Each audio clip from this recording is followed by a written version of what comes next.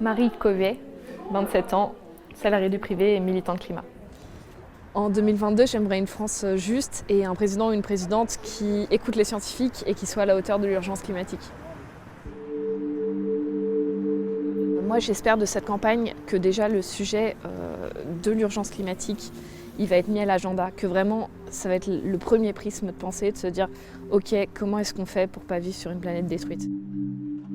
Je gère des partenariats associatifs pour une entreprise. Et en parallèle de ça, ça fait 3 ans que je suis activiste à Alternatives à Paris, qui est un mouvement qui s'occupe de justice climatique.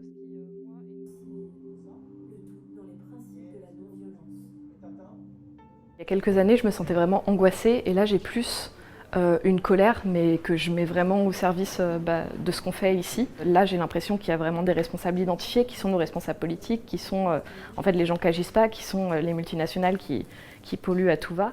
Moi, je vais aller voter parce que je pense que c'est un truc qui coûte assez peu par rapport à ce que ça peut nous apporter. Dans la situation dans laquelle on est, on ne peut pas se permettre de faire la fine bouche, nous, et de dire bah non, on ne va pas se souiller les mains à aller voter pour des candidats qui ne nous convainquent pas totalement. On a tout intérêt à choisir nos adversaires, à choisir le moins pire, quelque part, et à trouver quelqu'un qui ne va pas nous opposer, qui ne va pas opposer à nos demandes de la violence ou des choses extrêmement difficiles.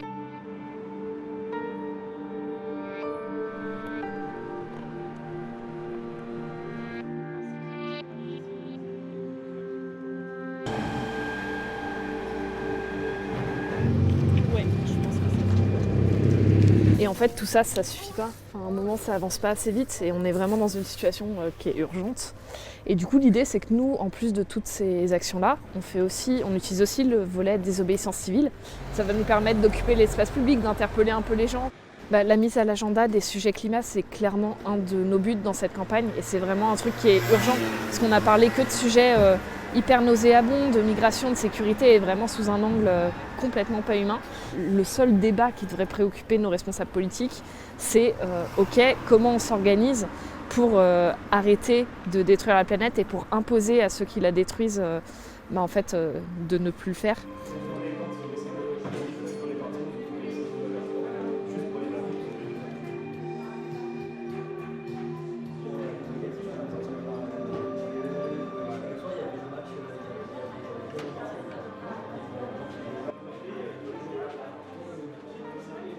De toute façon, on a l'impression, en étant jeune, que notre avenir il est complètement bouché. Donc autant lutter, quitte à avoir un casier judiciaire à un moment, plutôt que de rien faire et juste de voir notre avenir s'effilocher sous nos yeux. La légalité, pour moi, c'est pas un bon prisme pour se demander si une action elle est intéressante ou pas. Parce qu'il y a plein de choses qui sont légales et qui ont été absolument ignobles quand on regarde dans l'histoire.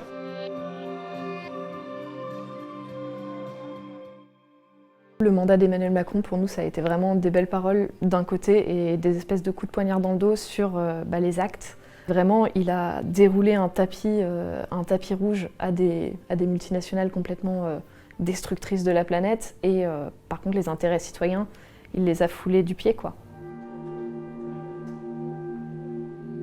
Je pense que le discours tous pourris, il est un peu dangereux parce que ça enferme dans une espèce de fatalisme où du coup on se dit on va pas se salir les mains à s'occuper de politique, on va aller créer nos alternatives au niveau local et on va aller créer on va aller créer nos combats, on va aller vivre autrement, on va créer autrement.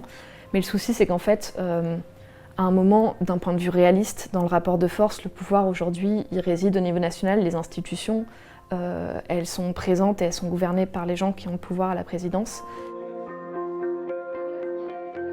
Voilà, le but du mouvement climat aujourd'hui, c'est pas, de pousser les gens à trier leurs déchets, c'est de changer complètement la façon dont on fait société, la façon dont on vit ensemble, de changer le système de production, d'essayer de trouver des alternatives là où elles sont. Et du coup, pour ça, en fait, on a besoin de se mêler de politique. On ne va pas simplement dire aux gens de faire pipi sous la douche, quoi. Le danger, c'est de continuer à laisser faire l'extraction des ressources, la destruction de la planète. Et ça, c'est pas les gens lambda comme vous et moi qui sommes responsables. C'est vraiment des politiques et des entreprises qui vont délibérément dans ce sens-là parce que ça permet de continuer à vivre sans rien changer parce que ça permet à quelques-uns de continuer à générer de l'argent et du profit. J'ai pas envie de sombrer dans un espèce de fatalisme en me disant bon, bah, foutu pour foutu, vivons aujourd'hui et puis on verra bien.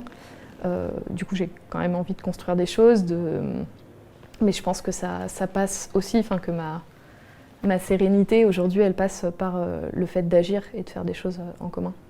On peut toujours se mobiliser, on peut toujours regagner des libertés, on peut toujours agir pour qu'on ait un avenir qui soit différent de celui qu'on nous promet. Et du coup, moi je crois quand même que l'optimisme a une place dans tout ça.